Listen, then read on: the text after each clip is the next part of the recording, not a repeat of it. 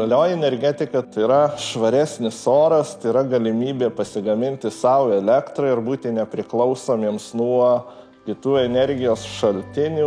Yra kuriamos įvairios darbo vietos susijusios su aukštomis technologijomis, su jų kūrimu, taip pat darbo vietos įvairių profilių tyrėjams. Energy Design UAB įmonė yra jauna įmonė, tačiau pakankamai sėkmingai įsiliejusi į energetiką, žaliąją energetiką. Kalbant apie pasirinkimą žaliosios energetikos dabar, tai yra dabartis ir neišvengiama ateitis. Šitų specialistų poreikis tik auga, tik didėja, neišvengiamai. Poreikis išlieka didžiulis, milžiniškas.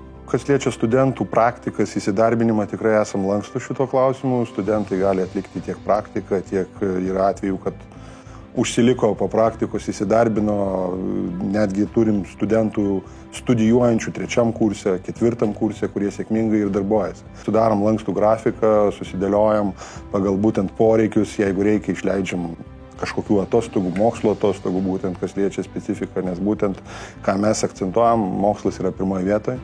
Šių studijų metu studentai turės galimybę ne tik tai įgyti teorinius bei praktinius įgūdžius mokomųjų laboratorinių metu, bet ir turės galimybę prisidėti prie mokslinės tyriamosios veiklos. Tai yra iš tikrųjų perspektyvus darbas. Trūkumas žmonių labai jaučiamas, kiekvieną studentą priimam nuoširdžiai, stengiamės išmokyti būtent tam tikrų paslapčių inžinerinio pasaulio.